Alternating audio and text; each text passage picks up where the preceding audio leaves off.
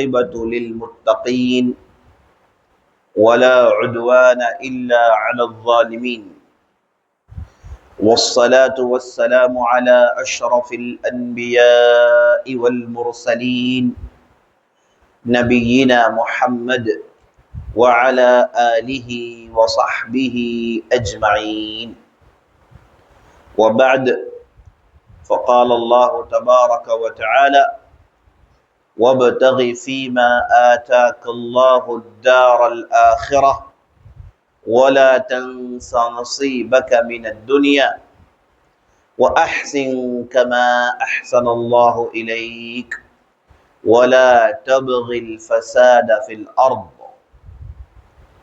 وقال عليه الصلاة والسلام كن في الدنيا كأنك غريب أو عابر سبيل إذا أصبحت فلا تنتظر المساء وإذا أمسيت فلا تنتظر الصباح۔ تمام قسم کی ستائشیں و تعریفیں اللہ رب العالمین کے لیے ہے، جو ہمارا اور آپ کا رب ہے، جس نے آسمان زمین بنایا، اس خوبصورت زمین کا خالق، انسانوں کا مالک، سارے معاملات کا مدبر۔ لاکھوں کروڑوں درود و سلام ہو ہمارے اور آپ کے پیارے نبی محمد الرسول اللہ صلی اللہ علیہ وسلم پر، اور آپ کے سچے صحابہ پر اور تابعین پر جو آپ کی اتباع کرتے ہیں، اور یہ سلسلہ قیامت تک جاری رہے، آمین یا رب العالمین۔ یہ بڑی خوشی کی بات ہے کہ ہم اور آپ دین کی بات سننے کے لیے ایک مبارک مسجد میں جمع ہوئے ہیں۔ ماؤں بہنوں، عزیز ساتھیوں، بزرگوں، یہ ایسا کام ہے جسے اللہ سبحانہ و تعالی بہت پسند کرتے ہیں کہ آپ دین کی بات سننے کے لیے، دین سیکھنے کے لیے، اللہ اور اللہ کے رسول کی باتیں جاننے کے لیے ایک اللہ کے گھر میں جمع ہوں۔ کیا آپ حضرات کو معلوم ہے کہ ایسے جمع ہونے کا کیا اجر ہے؟ میں نبی صلی اللہ علیہ وسلم کی ایک حدیث آپ کو سناتا ہوں۔ آپ صلی اللہ علیہ وسلم ارشاد فرماتے ہیں مجتمع قوم فی بیت من بیوت اللہ یتدارسون بینہم القرآن، اگر کوئی لوگ اللہ کے گھر میں جمع ہو کر بیٹھتے ہیں، جیسے ماشاءاللہ آپ لوگ جمع ہوئے ہیں، عورتیں جمع ہوئی ہیں، بچے جمع ہوئے ہیں، کس لیے جمع ہوئے؟ اللہ کی کتاب یعنی قرآن کی تعلیم حاصل کرنے کے لیے، قرآن کی باتیں جاننے کے لیے، پیارے نبی محمد رسول اللہ صلی اللہ علیہ وسلم کی باتیں جاننے کے لیے اگر مسجد میں جمع ہوتے ہیں تو پتہ ہوتا کیا ہے؟ اللہ اکبر۔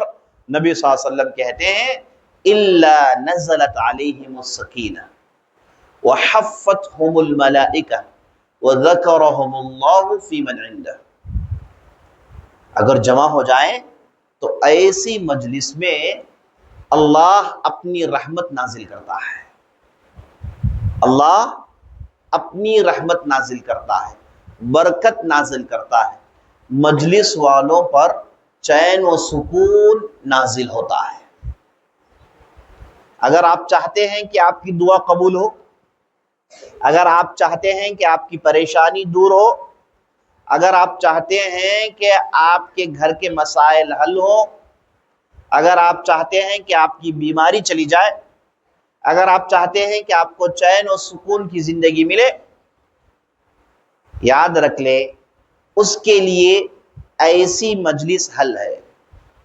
ایسی مجلس میں آنا، دل ہی دل میں دعا کرنا، قبول ہونے کا بہت بڑا امکان ہے۔ دل میں آپ نے دل میں کہا ہے اللہ میں اس مسجد میں آئی ہوں، میں اس مسجد میں آیا ہوں، اے اللہ تیری دین کی باتیں سننے کے لیے، اے اللہ اس عمل کے بدولت میرے گناہوں کو معاف کر، میری پریشانی کو دور کر، میری بیماری کو دور کر، میرے دوسرے مسائل کو دور کر، چین و نصیب عطا کر۔ یاد رکھ لیں آپ کی دعا انشاءاللہ 100% قبول۔ کیوں قبول ہوگی؟ کیونکہ اس مجلس میں اللہ کی رحمت نازل ہوتی ہے۔ جس مجلس میں اللہ کی رحمت نازل ہو تو اس مجلس والوں پر اللہ اپنا رحم و کرم ڈالتا ہے، اللہ اس مجلس والوں سے خوش ہوتا ہے، اس مجلس میں بیٹھنے والے ان سے اللہ راضی ہوتا ہے، تو کیوں نہیں ان کی دعا قبول کرے گا؟ 100% دعا قبول ہوتی ہے۔ تو آپ اس مجلس میں اگر کوئی چیز دل ہی دل میں مانگنا چاہتے ہیں تو مانگیے، ضرور قبول ہوگی، کیونکہ یہ مجلس رحمت ہے۔ پہلا نقطہ۔ دوسرا نقطہ، حفتہم الملائکہ، اللہ سبحانہ و تعالیٰ کے کئی فرشتے ہیں، ان گنت فرشتے ہیں، انسانوں کی تعداد کچھ بھی نہیں۔ یہ انسان جن کے نمبرز اس زمین میں 800 کروڑ کے ہیں، ان کی تعداد فرشتوں کے سامنے کچھ بھی نہیں۔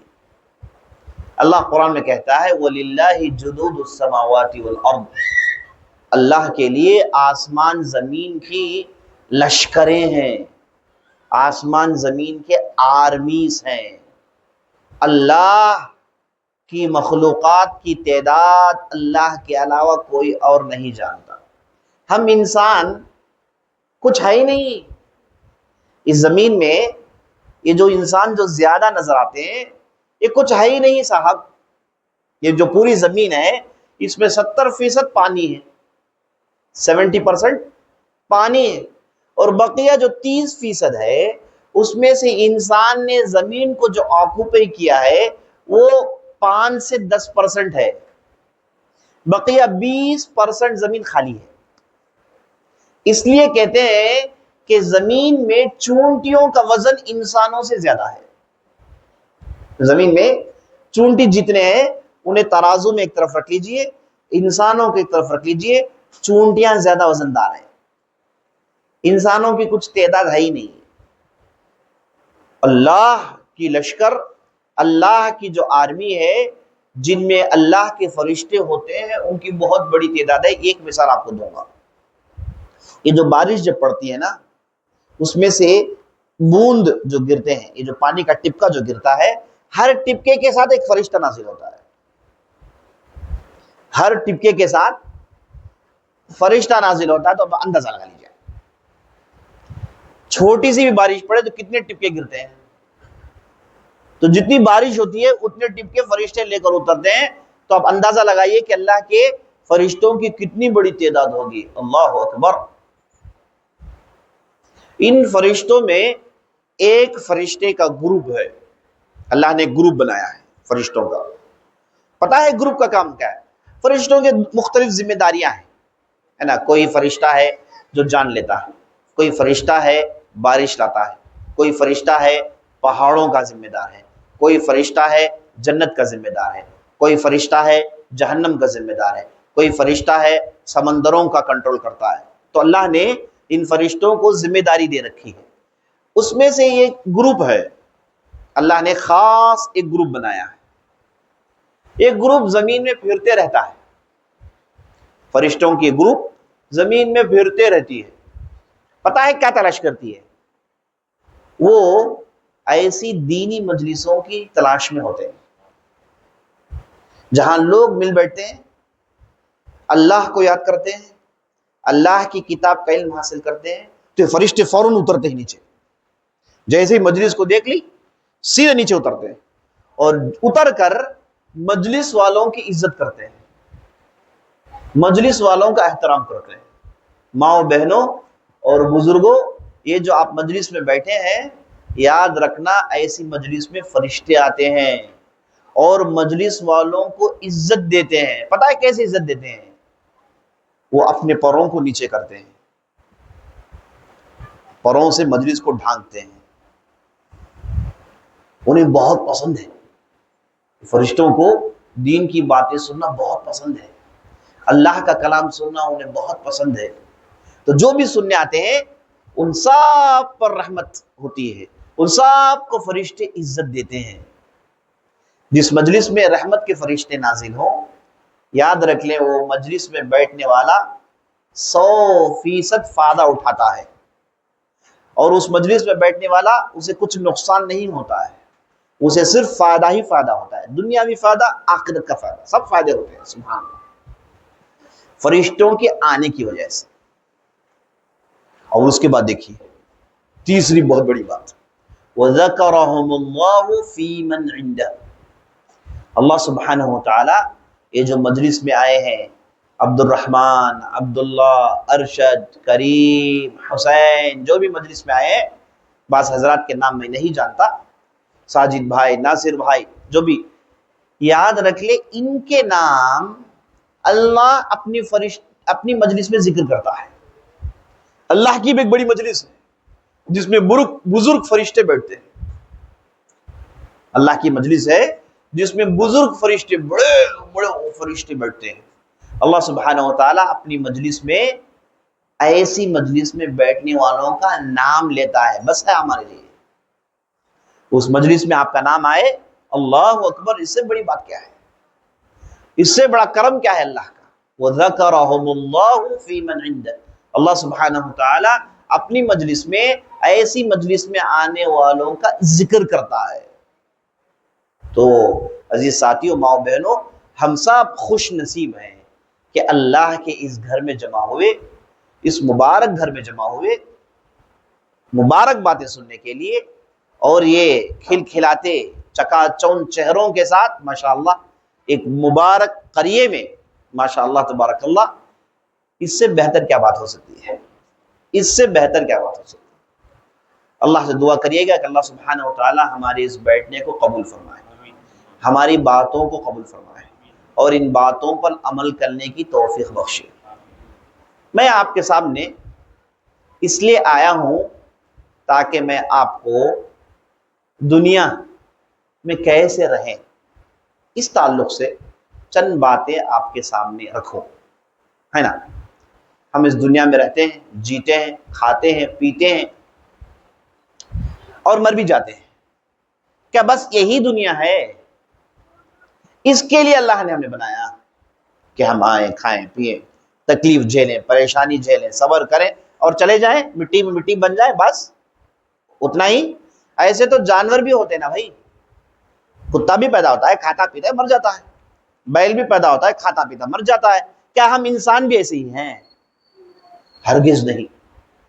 ہم انسانوں کو اللہ نے عقل دی، سمجھ دی ہے، دماغ استعمال کرتے ہیں کہ نہیں؟ اس زمین پر راج کرتے ہیں۔ یہ جو زمین ہے اس میں کس کی حکومت چلتی ہے؟ ہاتھی کی، جو ہم سے بہت بڑا جانور ہے؟ نہیں۔ اونٹ کی؟ نہیں۔ مچھلیوں کی؟ ویل کی؟ نہیں۔ اس زمین میں حکومت چلتی ہے انسان کی، کیونکہ اللہ نے انسان کو عزت بخشی۔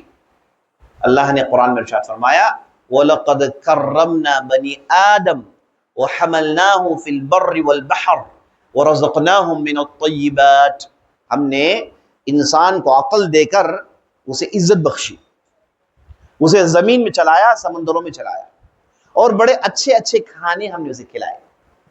ہم نے انسان کو شرف بخشا، ہم نے انسان کو شرف بخشا، اللہ اکبر، عزت دی، احترام دیا۔ تو پھر انسان آئے زمین میں چلے جائے؟ نہیں بھائی، نہیں ماؤں بہنوں، نہیں دوستوں، نہیں۔ ہم زمین میں آئے، کھائے پیے چلے جائیں؟ نہیں، اس کے لیے نہیں۔ تو پھر کس لیے آئے؟ کیوں زمین میں ایسے ہوتا ہے کہ بعض لوگ غریب ہوتے ہیں اور بعض لوگ بہت ہی مالدار ہوتے ہیں، بعض لوگ تکلیف سے زندگی گزارتے ہیں، بعض لوگوں کی زندگی آسان ہوتی ہے، بعض لوگ بغیر بیماری ہوتے ہیں، بعض لوگوں کو بیماری آ جاتی ہے، بعض لوگوں کو پیسوں کی تنگی ہوتی ہے، بعض لوگوں کو پیسوں کی تنگی نہیں۔ ہم جب دیکھتے ہیں تو ہم ایسے نظر آتا ہے کہ یہ بالکل بیلنس نہیں ہے نا، اتار چڑھاؤ نظر آتا ہے، نہیں، یہ بالکل بیلنسڈ ہے۔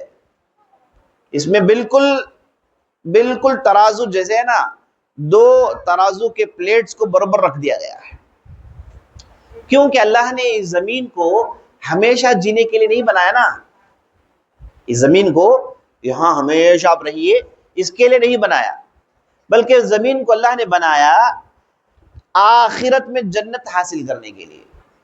اللہ نے قرآن میں ارشاد فرمایا، اللہ نے قرآن میں وَلَقَدْ خَلَقْنَا الْمَوْتَ وَالْحَيَاةَ لِيَبْلُوَكُمْ أَيُّكُمْ أَحْسَنُ عَمَلًا، ہم نے زندگی اور موت بنائی تاکہ معلوم ہو کہ کیسے ہم اس زمین میں جئیں، ہے کہ نہیں؟ تو اس زمین میں اللہ نے ہم نے بنایا ہے صرف ایسے ہی جینے کے لیے نہیں، اللہ نے قرآن میں اس کا مقصد بیان کیا، غور سے سنیے۔ اللہ نے کہا وَمَا خَلَقْتُ الْجِنَّ وَالْإِنسَ إِلَّا لِيَعْبُدُونِ، ہم نے انسانوں کو بنایا ہماری عبادت کرنے کے لیے۔ سبحان اللہ، ہم اور آپ اس دنیا میں آئے ہیں، پیدا ہوئے ہیں، جیتے ہیں ایک مدت، پھر واپس چلے جاتے ہیں۔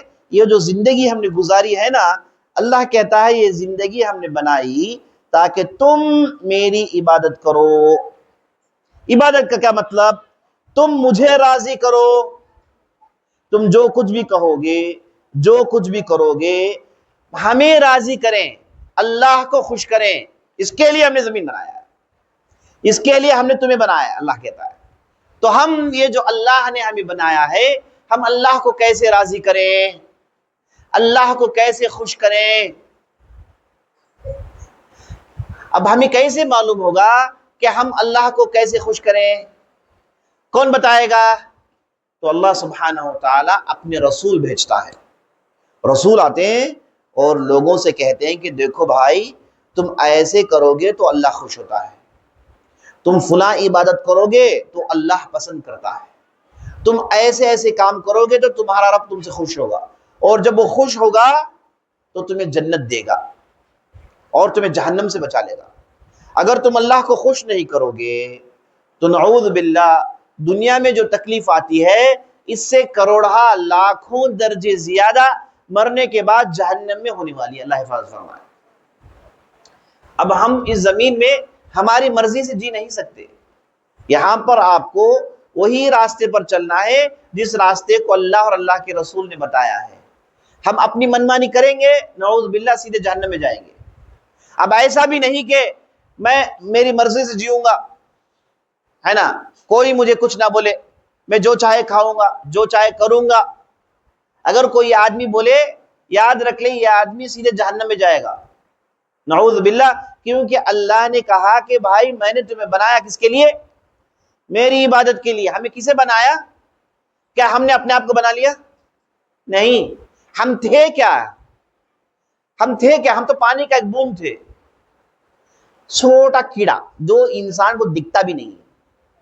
اس کیڑے کو اللہ نے ماں کے پیٹ میں بٹھایا، اس کیڑے سے اللہ نے ہڈیوں کو نکالا، اس کیڑے سے اللہ نے گوشت کو نکالا، اس کیڑے سے اللہ نے خون کو نکالا، اور ماں کے پیٹ میں اسے ایک گوشت کا ٹکڑا بنایا، اس کے بعد اس گوشت کے ٹکڑے کو خون کا ٹکڑا بنایا، اس کے بعد اس میں سے ہاتھ نکالے، پیر نکالے، آنکھ نکالے، منہ نکالا، سر نکالا، پیٹ نکالا، سب نکالا، 120 دن میں انسان بنایا۔ کیا یہ انسان ہم نے خود بنا لیا؟ کس نے بنایا بھائی اتنا بڑا کرشمہ؟ ہم جو پیدا ہوئے، اگر کوئی یہ کہتا ہے کہ بھائی میں میری منمانی سے جیوں گا، جو چاہے کھاؤں گا، جو چاہے پیوں گا، کوئی مجھے کچھ نہ بولے، تو اس آدمی کو چاہیے کہ تھوڑی دیر کے لیے سوچ لیں کہ یہ کیسے آیا زمین میں، یہ کیسے پیدا ہوا، یہ تھا ہی کچھ بھی نہیں نا۔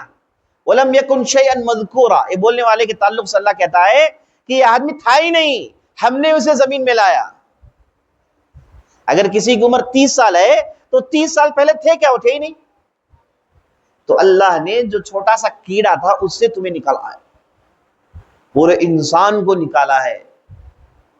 تو کس لیے ایسے کیا؟ ہر جگہ حفاظت کی، ماں کے پیٹ میں 9 مہینے حفاظت کی۔ پتا ہے کیسے حفاظت ہوتی ہے؟ اللہ اکبر، ماں کے جسم سے ایک کنیکشن نکال کے اللہ سبحانہ وتعالیٰ اس بچے کے پیٹ میں کنیکشن دے دیتا ہے۔ ماں جو کھاتی ہے وہ کھانا اللہ سبحانہ وتعالیٰ بچے کے پیٹ میں پہنچاتا ہے۔ عجیب و غریب حفاظت، انسان کھا بھی نہیں سکتا، پیٹ کے ذریعے سے اس کی غذا کا انتظام ہوتا ہے، اس کے جسم میں خون چڑھایا جاتا ہے۔ اللہ اکبر، اللہ اکبر۔ یہ کون کرتا ہے؟ یاد رکھ لیں، ساری دنیا کے سائنسدان آج تک اتنی محنت کر کے وہ ماں کے پیٹ جیسا کوئی مشین نہیں بنا پائے. سبحان اللہ، اتنی ترقی، آسمان کہاں کہاں پہنچ گئے، ان سے یہ بنانا ممکن نہیں. بھئی یہ تو دور کی بات ہے، ایک پودا نکالے. زمین میں آپ لوگ ماشاءاللہ قریے میں دھان نکالتے ہیں، ہے کہ نہیں، بیجی ڈالتے ہیں، اس سے پودے نکل آتے ہیں. کرشمہ ہے عقل مند کے لیے، دیکھنے والے کے لیے چٹیل زمین تھی، اس میں سے ہرا پودا کیسا بھئی آ گیا؟ کس نے نکالا اسے؟ سبحان اللہ. تو جو یہ کہتا ہے کہ میں میری مرضی سے جیوں گا، کوئی پابندی نہیں ہے. کوئی مجھے نہ کہیں کہ بھائی نماز پڑھیں، کوئی مجھے نہ کہیں کہ بھائی سود مت کھاؤ، کوئی مجھے نہ کہیں کہ بھائی یہ کام مت کرو، میں جو چاہے کروں گا. تو اسے ہم پوچھتے ہیں کہ بھائی جو چاہے کروں گا تو تم خود اپنی حفاظت کر لو. ماں کے پیٹ سے اپنی حفاظت کر کے باہر آئے ہو؟ نہیں، اللہ نے آپ کو نکالا ہے، اور 9 مہینے اللہ سبحانہ و تعالیٰ ماں کے پیٹ میں پالتا ہے. اس کے بعد وہ صاحب باہر آتے ہیں. جب باہر آتے ہیں موت کے منہ کے قریب جا کر باہر آتے ہیں. اور جب باہر آتا انسان، اسے چلنے کے لیے 1.5 سال 2 سال لگ جاتے ہیں. اسے عقل آتی ہے کب؟ 7 سال کے بعد. 7 سال تک بچہ ہوتا ہے، کچھ بھی سمجھ میں نہیں آتا اسے. کس نے حفاظت کی؟ باہر نکلا ہے نا، کس نے حفاظت کی؟ کس نے کھلایا؟ کس نے پلایا؟ انسان کو سوچنا چاہیے کہ یہ سب کچھ میرے رب اللہ نے کیا، کسی انسان نے نہیں کیا. وہ ماں خود نہیں جانتی کہ اس کی حفاظت کیسی کریں. اللہ اکبر، یہ سب کچھ اللہ کی نعمت ہے. تو وہ اللہ کہتا ہے کہ بھائی ہم نے آپ کو بنایا زمین میں عبادت کرنے کے لیے. آپ زمین میں ہے نا، آپ کو میں جو راستہ بتایا ہوں اس راستے میں چلنا ہے. اور اللہ سبحانہ و تعالیٰ جو راستہ حلال کرتا ہے، یاد رکھ لیں اس میں انسان کے لیے خوشی ہے. اس میں انسان کے لیے خوشی ہے. جو راستہ حرام ہے نا، اس میں اس کے لیے پورے کا پورا نقصان ہے، پورے کا پورا نقصان ہے. مثال کے طور پر دیکھ لیجئے شراب پینا. لوگ جاتے ہیں شراب پیتے ہیں تھوڑے دیر کے نشے کے لیے، اس کے بعد اسے اور مصیبت آتی ہے، اس کا دل اور تنگ ہو جاتا ہے. آدمی شراب پیتا ہے تو اس کا دماغ خراب ہو جاتا ہے، آدمی شراب پیتا ہے تو اس کا پیٹ خراب ہو جاتا ہے. نعوذ باللہ، آدمی اس حرام کام کو کرتا ہے، گھر والے اس کی عزت نہیں کرتے، کوئی نام سے پکارتا نہیں، کوئی عزت سے پکارتا نہیں، کہتا ہے پی خورا، پی خور آ گیا، پی خور آدمی ہے، عزت نہیں کرتا. اچھا خاص آدمی ہے، اس گندگی کو پیتا ہے جانوروں کی طرح ہو جاتا ہے. دیکھیے اس لیے اسلام نے کہا کہ مت پیو شراب. پیو گے تو نقصان تمہارے لیے، دماغ خراب، طبیعت خراب، پیٹ خراب، بے عزتی. اور کیا چاہیے انسان کو؟ اس سے بدتر زندگی کیا ہے؟ اس سے زیادہ عزت تو کتے کو مل جاتی ہے نا. تو اسلام نے شراب کو حرام قرار دیا تو اس میں انسان کے لیے فائدہ ہے. اسلام نے کہا کہ بھائی سود مت کھاؤ، وڈی کیا کہتے ہیں تیلگو میں، وڈی مت کھاؤ. کیوں اسلام کہتا ہے؟ وہ اس لیے کہ جب آدمی وڈی کھانا شروع کرتا ہے وہ درندہ بن جاتا ہے. وہ کچھ محنت نہیں کرتا نا، صرف پیسوں پر پیسے بناتا ہے، وہ پیسوں کا بندہ بن جاتا ہے. اسے کسی بھی حالت میں پیسے چاہیے، لالچ اس کے اندر آ جاتی ہے. وہ ایک چلتا پھرتا انسان ہے لیکن درندے صفت بن جاتا ہے اور غریبوں کا خون چوستا ہے نا. اس لیے اسلام نے کہا کہ نہیں، آپ قرض دو، مدد کرو، نہیں وڈی نہیں چلے گا، سود نہیں. حرام کیا تو فائدہ کس کے لیے؟ سب انسانوں کے لیے. تو اسلام جو راستہ بتاتا ہے اس میں انسان کی دماغ کی حفاظت، اس کے جسم کی حفاظت، اس کی روح کی حفاظت، اس کی زبان کی حفاظت، اس کے آنے والی نسل کی حفاظت ہوتی ہے. اور شیطان ان چیزوں کو چمکا کر دکھاتا ہے. پتہ ہے کیوں؟ کیونکہ وہ چاہتا ہے کہ آپ برباد ہو جائیں، آدم کی اولاد ذلیل و خوار ہو کے مر جائے. کیونکہ وہی تو چیلنج کر کے آیا تھا نا کہ زمین میں جاؤں گا تو آدم کی اولاد کو برباد کر دوں گا. تو وہ پوری کوشش کرتا ہے کہ انسان برباد ہو جائے. جب ایک انسان برباد ہوتا ہے تو وہ فخر محسوس کرتا ہے، وہ جیت محسوس کرتا ہے، وہ یہ محسوس کرتا ہے کہ دیکھو میں نے جو چیلنج کیا تھا وہ چیلنج کو میں نے پورا کر دکھایا. تو شیطان ان حرام چیزوں کو چمکا کر دکھاتا ہے، ورنہ ان حرام چیزوں میں کوئی فائدہ نہیں۔ تو اسلام کہتا ہے کہ آپ اپنی مرضی سے نہیں، میری عبادت، اللہ کی عبادت کے لیے تمہیں بنایا گیا ہے۔ تو دوستو، ماؤ بہنوں، ہم اور آپ کو اللہ کی عبادت میں زندگی گزارنی ہے۔ اور عبادت کیا ہے؟ عبادت کیا ہے؟ سمپل سی بات، ہاں مسجد میں جا کے نماز پڑھنا عبادت ہے، زکوٰۃ دینا عبادت ہے، حج کرنا عبادت ہے، لوگوں کی مدد کرنا عبادت ہے۔ اس کے علاوہ آپ کے 24 گھنٹے عبادت بنا سکتے ہیں۔ پتہ ہے کیسے؟ آپ صرف وہ بولیے، وہ کریے جس سے اللہ خوش ہو جاتا ہے، تو آپ کی 24 گھنٹے کی زندگی ایک آپ کا پورا دن عبادت میں کنورٹ ہو جاتا ہے۔ بڑھ جائیے، اطمینان سے بڑھ جائیے گا انشاءاللہ۔ تو میں یہ عرض کر رہا تھا، یہ بتا رہا تھا کہ ہم اور آپ کو اللہ نے بنایا اللہ کی عبادت کے لیے۔ یہ ایک بہت بڑا مالدار تھا، قرآن میں وہ قصہ موجود ہے، میں چاہوں گا آپ کے سامنے وہ قصہ رکھوں۔ کیا قصہ ہے؟ یہ قصہ ہے ایک آدمی جس کا نام تھا قارون۔ نام کیا تھا؟ قارون۔ یہ موسیٰ علیہ السلام کا رشتہ دار تھا۔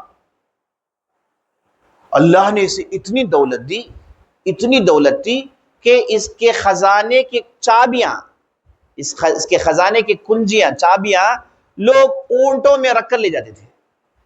اتنا بڑا مالدار، اور جب بھی زمین میں چلتا اکڑ کر چلتا۔ ایک مرتبہ جب یہ زمین میں اپنے لوگوں کے ساتھ ٹھاٹ باٹ کے ساتھ چل رہا تھا تو بعض نیک لوگوں نے نصیحت کی، قرآن نے اس نصیحت کو نقل کیا، قرآن میں موجود ہے۔ کیا نصیحت کیا لوگوں نے کہا، ابتغ فیما آتاک اللہ الدار الآخرہ۔ زمین میں جینے کا طریقہ سنیے، اللہ نے آپ کو دولت دی، اس سے آپ آخرت سنواریے۔ زمین میں ہیں آپ، لیکن آپ تیاری کہاں کی کریں گے؟ آخرت کی کریں گے، کیونکہ آخرت کی تیاری اسی زمین میں ممکن ہے، آخرت میں جا کے نہیں کر سکتے آپ۔ مرنے کے بعد آخرت کی تیاری ممکن نہیں۔ آپ کو آخرت کی تیاری کرنے ہیں، مرنا تو یقینی ہے۔ آدمی چاہے 500 سال بھی جی لے، 1000 سال بھی جی لے، مرنا یقینی ہے۔ کوئی آدمی بچتا نہیں، کل من علیہا فان ویبقى وجہ ربک ذی الجلال والاکرام۔ جتنی بھی مخلوقات ہیں سب کو مرنا ہے۔ کل نفس ذائقۃ الموت، ہر نفس کو موت کا مزہ چکھنا ہے۔ موت ہے، کیوں ہے بھائی موت؟ کیوں انسان ہمیشہ جیتا نہیں زمین میں؟ کیوں یہاں پر اسے روکا گیا؟ تاکہ اسے معلوم ہو کہ موت دینے والا اللہ ہے، موت دینے والا اللہ ہے۔ آپ کی صحت اور آپ کے موت کا کوئی تعلق نہیں۔ ضروری نہیں کہ ایک انسان بیمار ہو کے مرے، ہے نا؟ اچھا خاصا نوجوان مر جاتا ہے، اور بوڑھا آدمی جسے ہزاروں بیماریاں ہیں 90 سال تک جیتا ہے۔ تو موت اور صحت کا کوئی تعلق نہیں، صحت اور آرام کی زندگی کا تعلق ہے۔ آپ صحت مند رہیں گے تو آرام کی زندگی جئیں گے، یہ ہے، لیکن صحت اور موت کا کوئی تعلق نہیں۔ لیکن ہمارے دماغوں میں کیا پڑا ہوا ہے؟ ہم سوچتے ہیں کہ میں بوڑھا اور ہوں گا اور میں تکلیف پڑوں گا پھر مروں گا۔ نہیں بھائی، موت کبھی بھی آ سکتی ہے، اور موت اللہ نے اس لیے رکھا تاکہ آپ کو معلوم ہو کہ آپ کو کنٹرول کیا جا رہا ہے۔ آپ زمین میں اپنی مرضی سے جی نہیں سکتے، آپ کو روکا گیا، آپ کو اٹھا لیا جائے گا، اچانک سے اٹھا لیا جائے گا، اچانک سے آپ کی زندگی ختم ہو جائے گی۔ انتظار مت کریے کہ میں 50 سال تک جیوں گا، انتظار مت کریے کہ میں 60 سال تک جیوں گا۔ آپ کی زندگی کبھی بھی ختم ہو سکتی ہے۔ آپ اس مجلس میں بیٹھے ہیں، میں بول رہا ہوں، پتہ نہیں کہ اگلا لمحہ زندہ ہوں گا نہیں ہوں گا۔ کبھی بھی انسانوں کو موت آ سکتی ہے۔ یہ موت کیا چیز ہے عزیز ساتھیوں؟ یہ ایک بہت بڑی یاد دہانی ہے کہ آپ کو اللہ کنٹرول کر رہا ہے۔ موت آنی ہے، اس کا کوئی انکار نہیں کر سکتا۔ تو موت کے بعد ہوتا کیا ہے؟ موت کے بعد آپ کو اللہ کے سامنے کھڑا ہونا ہے۔ آپ نے زندگی میں جو کچھ بھی کیا اس کا حساب کتاب دینا ہے کہ نہیں دینا ہے۔ تو یہ موت آتی ہے، اس کے بعد انسان آخرت میں چلا جاتا ہے، برزخ، پھر آخرت میں چلا جاتا ہے۔ اس کے بعد وہ آخرت نہیں سنوار سکتا، اپنی آخرت نہیں بنا سکتا۔ دیکھیں نبی صلی اللہ علیہ وسلم نے کتنی پیاری حدیث سنائی۔ آپ صلی اللہ علیہ وسلم کہتے ہیں، اذا مات ابن آدم، جب آدم کہ اولاد مرتی ہے، آدم کا کوئی بیٹا مرتا ہے تو اس کے ساتھ 3 چیزیں قبرستان جاتی ہیں. بالکل آسان جملے میں آپ سمجھ لیں. وہ جو مرتا ہے اسے جنازہ لے کر 3 لوگ قبرستان جاتے ہیں. کون کون جاتے ہیں؟ اس کے رشتہ دار، اس کا مال میں کون داخل ہے؟ اس کے بچے، اس کی دولت داخل ہے، اور تیسری چیز اس کا عمل، نیک عمل. اسے جو زندگی ملی ہے اس میں اس نے کیا کمایا، کیا نیکی جمع کی. یہ 3 چیزیں نبی صلی اللہ علیہ وسلم کہتے ہیں کہ قبرستان جاتی ہے. اب لوگ اس میت کو اٹھاتے ہیں. سبحان اللہ، کتنی تعجب کی بات دیکھیے کہ نام صاحب کا ہوتا ہے عبداللہ عبد الرحمن، مرنے کے بعد لوگ اسے کہتے ہیں میت. بولتے ہی نہیں بولتے ہیں. میت کب اٹھائیں گے بھائی؟ میت کو نلا دیا گیا، میت کو کفنا دیا گیا ہے نا، میت کو کب دفن کر رہے ہیں، میت پر نماز کب پڑھ رہے ہیں؟ بھائی ان کا نام عبداللہ ہے، ان کا نام عبد الرحمن ہے، ان کا نام احمد ہے. کوئی نام سے نہیں پوچھتا. یہ نہیں پوچھتا کہ بھائی عبد الرحمن کو کب نلایا جائے گا، عبد الرحمن کو کب دفنایا جائے گا. نہیں بھائی، مرنے کے بعد آپ کا نام بھی ختم ہو جاتا ہے. افسوس، انسان مرنے کے بعد اس کے جسم کے کپڑے کو بھی پھاڑ کر نکالا جاتا ہے. آپ کپڑا صبح پہنتے ہیں ماشاءاللہ، اینک میں ڈھاٹ باٹ کے ساتھ کپڑے پہنتے ہیں، خوشبو لگاتے ہیں، دیکھتے ہیں اینک میں کہ میں کتنا خوبصورت ہوں. آپ کو کیا معلوم کہ یہ کپڑے جو آپ نے پہنے ہیں آپ ہی اتارنے والے ہیں، یا پھر کوئی دوسرا آپ کے جسم سے کپڑے پھاڑ کے اتارنے والا ہے. مرنے کے بعد جسم سے کپڑے اتارتے نہیں عزیز ساتھیوں، کپڑے پھاڑتے ہیں، پھاڑ کے کپڑا نکالتے ہیں. نام بھی چلا گیا، کپڑے بھی چلے گئے، صرف جسم ہے. اسے سفید کپڑے میں لپٹ کے رکھتے کہاں ہیں؟ گھر میں، اے سی روم میں. بیوی کیا یہ کہتی ہے کہ یہ میرا شوہر ہے، میرا لخت جگر ہے، میرا پیار ہے، میں کیسے اسے مٹی میں دفن کروں، میں میرے ساتھ کمرے میں رکھتی ہوں؟ کوئی بیوی نہیں کہتی، کوئی شوہر ہی نہیں کہتا کہ یہ میری چہیتی بیوی ہے، اسے کیسے میں مٹی کے حوالے کروں، چلو میں میرے ساتھ ہی رکھتا ہوں. کوئی نہیں کہتا. اگر رکھے گا تو ہوگا کیا؟ بدبو آ جائے گی، بیماری پھیلے گی. مٹی میں ملانا ضروری ہے. اچھا، اس مٹی میں کرتے کیا ہے؟ مٹی میں ایسی فکس کرتے ہیں کہ آدمی، یا پھر بستر ڈالتے ہیں. ایسا کچھ بھی نہیں کرتے، سیدھے سیدھے مٹی میں رکھ دیتے ہیں، اور اس کے اوپر کیا کرتے ہیں؟ اوپر سے مٹی ڈالتے ہیں. تصور کریں اگر کوئی آدمی زندگی میں اسے ایسا کرے تو ہوگا کیا؟ مٹی میں مل گیا انسان، ختم زندگی. نبی صلی اللہ علیہ وسلم کہتے ہیں قبرستان کو اس کے ساتھ اس کے رشتہ دار، اس کا مال اور اس کا عمل، 3 چیزیں جاتی ہیں. 2 چیزیں واپس آ جاتی ہیں، ایک چیز ادھر رہ جاتی ہے. 2 چیز جو واپس آ جاتی کیا ہے؟ اس کا رشتہ دار اور اس کا مال. سبحان اللہ، کوئی رشتہ دار آپ کے ساتھ نہیں سوئے گا. بھئی یہ میرے بہت ہی قریبی پھپھا ہیں، قریبی ماموں ہیں، بہت زیادہ میں نے ان سے محبت کی ہے، چلو میں ان کے ساتھ تھوڑی دیر سو جاتا ہوں. کوئی نہیں کرتا. آپ کے جسم میں جو کچھ بھی ہے سب نکال لیتے ہیں. آپ کے انگوٹھی، اگر آپ کے دانت سننے کے تو وہ نکال لیتے ہیں، دانت آپ کے چاندی کے تو وہ بھی اکھاڑ لیا گیا.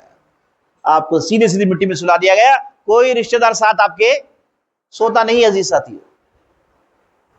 اور اس کے بعد اس کی دولت کیا ہے جسے اس نے جمایا، محنت کر کے جمایا، سکے جمایا، نوٹ جمایا، اپنے بیورو میں جمایا، اپنے الماری میں رکھا، چھپا کے رکھا، لوگوں نے مانگا نہیں دیا، چھپایا، مر گیا. وہ جو پیسے سے جمع کیے، کوئی اٹھاتا ہے پیسے اندر ڈال کے دفن کرتا ہے؟ اس نے جو پائی جمع کی ہے وہ سب اس کے بچے اٹھا لیتے ہیں. پیسے بھی چھنا لیے، کپڑے بھی چھنا لیے، سب بھی چھنا لیا، رشتہ دار بھی آ گئے اور قبر میں دفن کر دیا. اب قبر میں کون سی چیز آتی ہے ساتھ؟ اس نے اس کی زندگی میں اللہ کی کیسے عبادت کی، کیا اس نے ڈھنگ سے نمازیں پڑھی، کیا اس نے اللہ کے لیے زکوٰۃ ادا کی، کیا اس نے لوگوں کے ساتھ اچھا سلوک کیا، کیا اس نے اپنی زبان کو قابو کیا، اپنی شرمگاہ کو قابو میں رکھا. یہ جو عمل کیا ہے یہی اس کے کھاتے میں ہوتی ہے. یہ عمل لے کر وہ جاتا ہے قبر کے اندر. اب جب قبر کے اندر جاتا ہے تو وہاں پر ایک خوبصورت آدمی آتا ہے جس کا لباس سفید ہوتا ہے، منور چہرہ ہوتا ہے، خوبصورت چہرہ ہوتا ہے، ہنستے ہوئے آتا ہے. تو یہ جو میت جو پریشان تھا وہ کہے گا کہ تو کون آدمی ہے، تجھے دیکھ کر مجھے خوشی ہو رہی ہے. تو آدمی کہے گا کہ ڈر مت، اس کالی کھوٹری میں، اس کیڑوں مکوڑوں کی کھوٹری میں تیرے ساتھ رہنے والا ہوں. پتا ہے میں کون ہوں؟ میں تیرا عمل ہوں، میں تیرا عمل ہوں، اور میں تیرے ساتھ رہوں گا قیامت تک. اور جو اس نے اچھے عمل کیے اس عمل کے ساتھ بڑے چین و سکون سے ہوتا ہے، اور قبر کو جنت کے باغیچوں میں سے ایک باغیچہ بنا دیا جاتا ہے، اور وہاں پر ٹھنڈی ہوائیں آ رہی ہوتی ہیں قیامت تک. لیکن جس نے بد عمل کیے، نعوذ باللہ، جس نے شراب پی، سود کھایا، نعوذ باللہ، زنا کیا، غلط طریقے اختیار کیے، غلط رشتے رکھے، بد چلن زندگی گزاری، منمانی کی، آنکھوں کی حفاظت نہیں کی، اپنی شرمگاہ کی حفاظت نہیں کی، اپنے پیٹ کی حفاظت نہیں کی، حلال حرام نہیں دیکھا، جو بھی ملا جانوروں کی طرح پیٹ میں ڈال لیا، جانوروں کے مانند زندگی گزاری، تو جیسے ہی کالی کھوٹری میں رکھا جائے گا ایک بدبودار آدمی آئے گا، کالا کلوٹا آدمی آئے گا، جسے دیکھتے ہی اس کی نیند اڑ جائے گی. چیخے گا کہ کہے گا کہ تو کیا بلا ہے، تو کیا مصیبت ہے جو آ گیا ہے. تو کہے گا کہ میں تیرے ساتھ رہوں گا اور قیامت تک میں تجھے اذیت دوں گا. تو مجھے دیکھے گا چیخے گا، تو مجھے دیکھے گا چیخے گا. یہ سلسلہ کب تک چلے گا؟ جب تک قیامت قائم نہ ہو جائے. اور جہنم کے دروازوں میں سے ایک دروازہ کھول دیا جائے گا، گرم ہوا آ رہی ہوگی اور قبر میں چیخے گا، چلائے گا. اور قبر کے اندر عذاب ہوتا ہے جسے ہر جانور سنتا ہے سوائے انسان کے. ہر جانور سنتا ہے. نبی صلی اللہ علیہ وسلم کہتے ہیں قبر کے اندر جو عذاب ہوتا ہے اسے ہر جانور سنتا ہے لیکن انسان سن نہیں سکتا. اللہ نے چھپا دیا ہے. اگر انسان سن لے یہ غلطی نہیں کرے گا. قبروں میں سے جو آوازیں آتی ہیں اگر انسان ایک مرتبہ بھی سن لے اس کے بعد وہ غلطی کرے گا ہی نہیں. لیکن اللہ نے چھپا لیا کیونکہ آپ کے لیے وہ ٹیسٹ تو پورا کرنا ہے. تو انسان جاتا ہے اپنے اعمال کو لے کر، اس کے ساتھ کوئی آتے نہیں حدیث آتی. تو دنیا میں آپ کو اپنی زندگی سنوارنی ہے. تو یہ جو موت ہے، موت کے بعد کے مراحل ہیں، یہاں آپ اپنی دنیا سنوار نہیں سکتے. تو قارون کو وہ صاحب نے نصیحت کی، کہا وَابْتَغِ فِي مَا آتَاكَ اللَّهُ الدَّارَ الْآخِرَةَ، تمہارے پاس جو دولت ہے اس دولت کو رکھ کے اے آدمی آخرت بنا لے. مطلب یہ محتاجوں میں تقسیم کر، اچھے کاموں میں تقسیم کر. اس دولت کو تو جماتا ہے کچھ بھی فائدہ ہونے والا نہیں ہے. اس کے بعد وہ صاحب نے نصیحت کی، کہا وَلَا تَنْسَ نَصِيبَكَ مِنَ الدُّنْيَا، ہاں دنیا میں تیرے لیے جو ضرورت ہے وہ تو کر سکتا ہے، اچھے کپڑے پہن سکتا ہے، خوشبو استعمال کر سکتا ہے، اچھے گھر میں رہ سکتا ہے، اچھا غذا کھا سکتا ہے، یہ تیرے لیے جائز ہے. اس کے لیے چند پیسے کافی ہیں. اتنی ساری دولت کیا کرنے والا ہے تو؟ وَلَا تَنْسَ نَصِيبَكَ مِنَ الدُّنْيَا وَلَا تَمْشِ فِي الْأَرْضِ مَرَحًا، ایک دوسری جگہ اللہ نے کہا. اس کے بعد کہا وَلَا تَبْغِ الْفَسَادَ فِي الْأَرْضِ، زمین میں آدمی یہ پیسوں کا جو تو ٹھاٹ باٹ دکھا رہا ہے نا، اترا کر جو چلتا ہے نا، تیرے پیسے دیکھ کر جو غریب چیختے ہیں چلاتے ہیں ان کے لیے تو جو فتنہ بنا ہوا ہے یہ فتنہ ایسا مت کر، کیونکہ وہ دولت لے کر چلتا تھا تاکہ لوگوں میں روب و دبدبہ بیٹھے. احسن کما احسن اللہ الیک، اللہ نے تیرے ساتھ اچھا سلوک کیا، تجھے دولت دی، خوبصورتی دی، تجھے سب کچھ دیا، تو بھی لوگوں کے ساتھ اچھا سلوک کر. 4 نصیحتیں اس نے کی، بڑے گرم نصیحتیں کی. لیکن قارون دولت کا نشہ اتنا چڑھا ہوا تھا، اتنا غرور تکبر تھا اس کے اندر، اتنا اترا کر چلتا تھا. اس نے کہا کہ یہ دولت انما اوتیتہ علی علم عندی، اس دولت کو میں نے اپنے عقل سے کمایا. تکبر کی، اللہ کو بھول گیا. قرآن کہتا ہے کہ اللہ سبحانہ وتعالی نے فخسفنا به وبداره الارض، ہم نے اسے اور اس کی دولت اور اس کے حویلی کو، اس کے قلعے کو زمین میں ان لوگوں کے سامنے دھسا دیا. لوگ دیکھتے رہے، سیدھے سیدھے پورے کا پورا اندر چلا گیا۔ اب جو کل بیٹھ کے بول رہے تھے کہ بھائی اس کے پاس اتنی دولت ہے، سبوں نے کہا کہ ایسے پیسوں کی ضرورت ہی نہیں جسے اللہ عذاب آئے اور پورے کا پورا اندر چلے جائے۔ تو عزیز ساتھیو، قرآن نے بہترین مثال دی، بتایا کہ آپ کے پاس اگر پیسے ہیں تو زمین میں آپ اللہ کی راہ میں لوگوں پر خرچ کریں۔ میں آپ کو ایک حدیث بتاتا ہوں نبی صلی اللہ علیہ وسلم کی۔ نبی صلی اللہ علیہ وسلم زندگی میں کرنا کیا ہے، زندگی آسان سمپل کیسے جینی ہے، ماشاءاللہ آسانی سے جنت کیسے حاصل کرنا ہے، کیسے جہنم سے بچنا ہے، 3 باتیں آپ صلی اللہ علیہ وسلم بتائی، اسے ضرور یاد رکھیے گا۔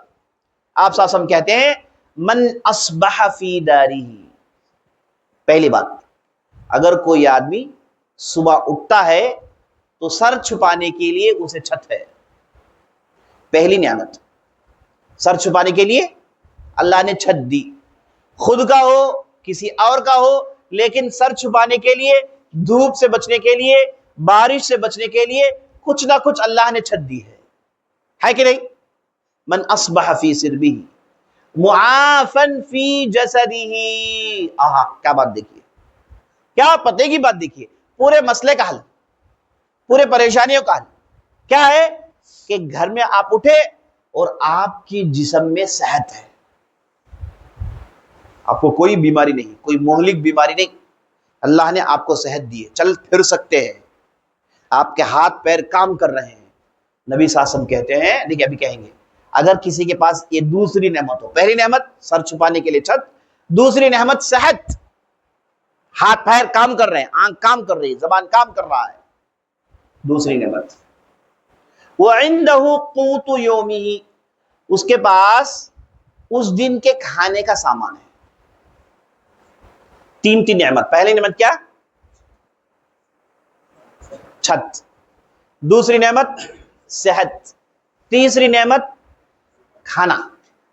یہ 3 چیزیں ہیں، تو پتہ ہے نبی صلی اللہ علیہ وسلم کیا کہتے ہیں؟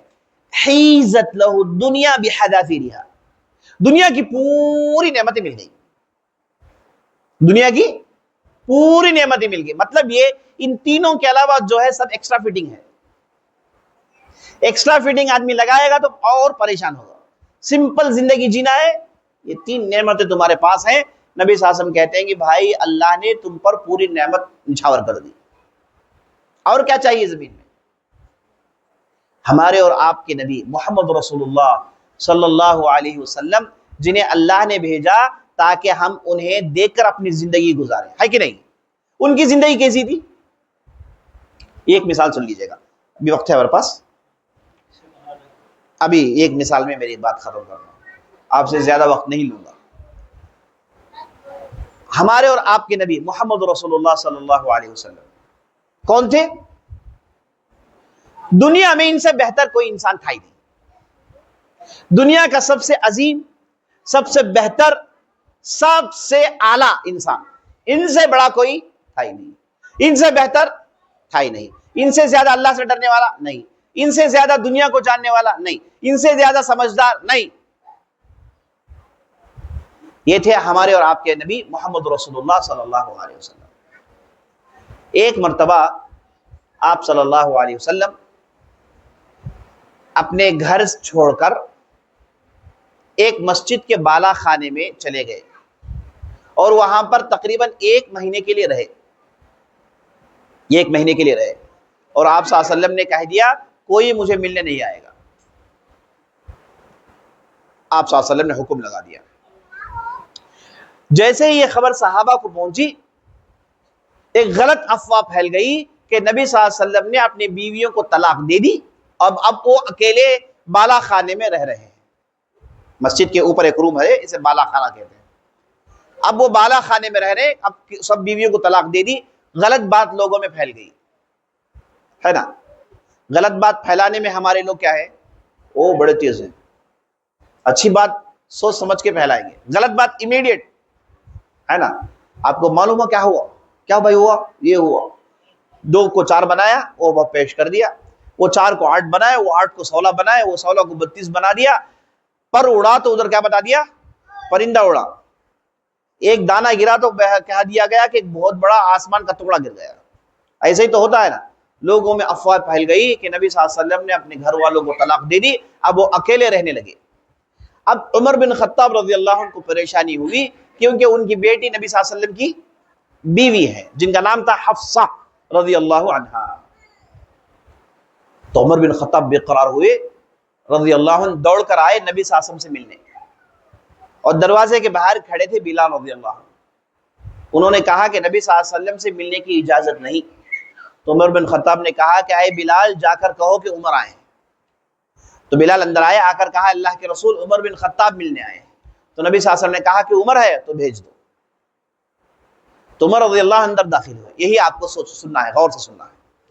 عمر رضی اللہ عنہ داخل ہوئے تو نبی صلی اللہ علیہ وسلم کی زندگی کو دیکھا۔ کمرے میں کچھ نہیں ہے، فرنیچر نہیں ہے، کرسی نہیں ہے، ایک حسیر ہے اور ایک تکیہ ہے جس میں کھجور کے پتے ڈال کر تکیہ بنایا گیا ہے، اور ایک پیالی رکھی ہوئی ہے جس میں آپ صلی اللہ علیہ وسلم پانی پیتے ہیں، اور ایک کنگھی رکھی ہوئی ہے، اور آپ صلی اللہ علیہ وسلم ابھی سے سو کر اٹھے ہیں۔ آپ صلی اللہ علیہ وسلم کے گال میں حسیر کی نشانیاں ہیں۔ نبی صلی اللہ علیہ وسلم کا پورا سرمایہ اتنا ہی، آپ صلی اللہ علیہ وسلم کے گال میں حسیر کی نشانی ہے۔ عمر بن خطاب نے چیخ کر کہا اللہ کے رسول، اے اللہ کے رسول، آپ سے بہتر کون ہے؟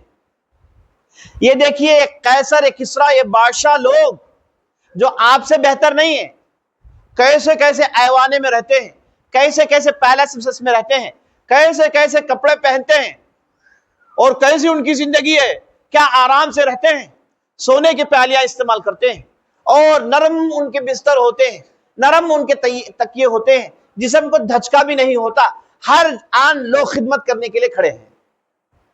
یہ لوگ آپ سے بہتر نہیں، اور آپ سے بہتر کوئی نہیں، آپ اللہ کے رسول ہیں، آخر الزمان، نبی آخر الزمان ہے، اور آپ کا عالم یہ کہ آپ کے گال میں چٹے ہیں اللہ کے رسول، آپ کچھ نہ کچھ اپنا خیال کریے۔ عمر رضی اللہ عنہ تڑپ اٹھے، اس لیے کہ نبی صلی اللہ علیہ وسلم کچھ بھی آرام نہیں لیتے۔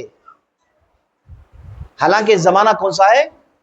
یہ زمانہ حدیبیہ کے بعد کا زمانہ ہے۔ مدینہ میں آ گئے ہیں، مکے کے وہ کٹھن 13 سال گزر گئے ہیں، مدینہ میں امن کا زمانہ آ گیا ہے، مسلمانوں کو عزت مل گئی ہے، بدر کی لڑائی، بڑی بڑی لڑائیاں ہو گئی ہے۔ اگر آپ صلی اللہ علیہ وسلم چاہیں اچھی سے اچھی زندگی گزار سکتے ہیں۔ مال غنیمت میں 5واں حصہ، دولت انبار ہے اگر چاہے، لیکن نبی صلی اللہ علیہ وسلم نے کبھی بھی اپنے لیے آرام کی زندگی قبول ہی نہیں۔ اپنے گھر میں ایک بھی سونے کا سکہ نہیں چھوڑا۔ ایک مرتبہ نماز پڑھی عصر کی، سلام پھیرا، چھلان لگا کے بھاگے۔ صحابہ تعجب کیے کہ بھئی چھلان لگا کیوں بھاگ رہے؟ تھوڑی دیر کے بعد آیا، آ کر بیٹھ گئے۔ پھر صحابہ نے پوچھا یا رسول اللہ، ہم نے آپ کو چھلان لگا کے اتنی تیزی سے جاتے ہوئے کبھی نہیں دیکھا۔ تو نبی صلی اللہ علیہ وسلم نے کہا کہ میرے گھر میں سونے کی کمبی رہ گئی، میں نہیں چاہتا کہ ایک رات وہ کمبی میرے گھر میں گزارے، میں نہیں چاہتا کہ وہ میرے گھر میں گزارے، یہ میری مرضی نہیں ہے۔ حالانکہ لڑائی میں 20% ان کے ہیں، لڑائی میں مال غنیمت میں کتنے؟ 20% ان کے ہیں، لیکن نبی صلی اللہ علیہ وسلم نے اتنی ساری دولت کو اپنایا نہیں، اس لیے عمر بن خطاب کو رونا گیا۔ اگر یہ مکے کا دور ہوتا، آپ صبر کر لیں تو بات سمجھ میں آئی، ہے نا؟ مدینے کا شروع کا زمانہ، صبر کیا، سمجھ میں آئی۔ اب تو رہ سکتے ہیں نا، اچھا اب تو رہ سکتے ہیں۔ تو عمر بن خطاب نے رو کر کہا اللہ کے رسول، آپ اپنا کچھ خیال کریے، آپ اپنے لیے کچھ تھوڑا آرام۔ تو نبی صلی اللہ علیہ وسلم نے پتہ ہے کیا کہا؟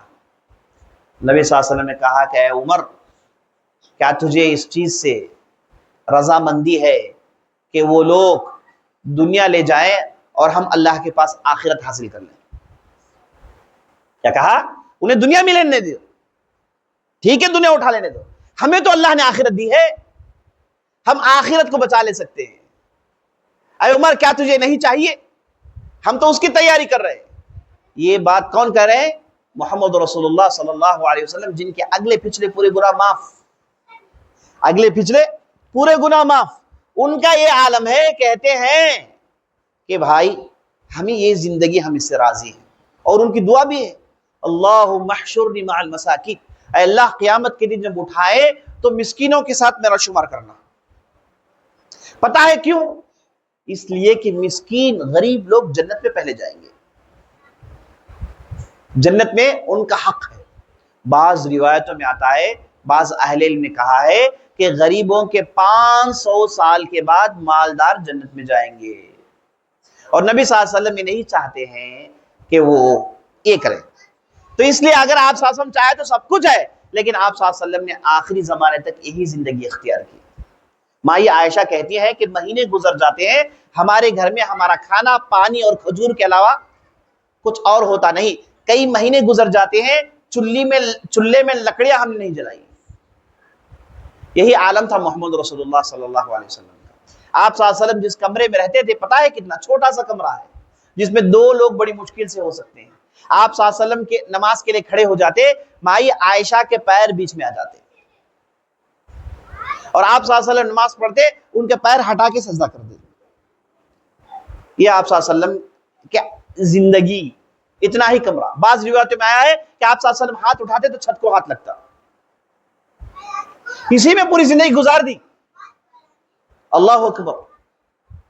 تو محمد رسول اللہ صلی اللہ علیہ وسلم نے اپنے ایک صحابی سے کہا، جن کا نام تھا عبداللہ بن عمر، اس روایت سے اپنی بات ختم کرتا ہوں، کہا یا عمر، اے عبداللہ بن عمر، کن فی الدنیا کأنک غریب، اے ابن عمر، زندگی جینے کا طریقہ یہ ہے کہ تم دنیا میں ایسے رہو گویا کہ تم یہاں سے گزرنے کے لیے مسافر بن کر آئے ہو، یہاں سے تمہیں گزرنا ہے۔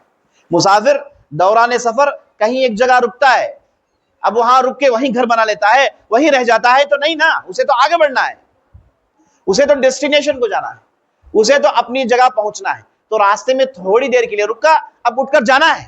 تو نبی صلی اللہ علیہ وسلم کہتے ہیں، یہ جو تھوڑی دیر کے لیے مسافر رکتا ہے، ویسے اس دنیا کو سمجھ لو، یہاں سے تمہیں جانا ہے۔ کیسے کیسے لوگ چلے گئے جی ساتھیوں، انبیاء چلے گئے، رسول چلے گئے، بادشاہ چلے گئے، زمین میں کیا کچھ نہیں کیا چلے گئے، بڑے بڑے لیڈرز چلے گئے، چھوٹے سے چھوٹے لوگ بھی چلے گئے، سب چلے گئے، کوئی رہتا نہیں ہے اس ٹھکانے میں۔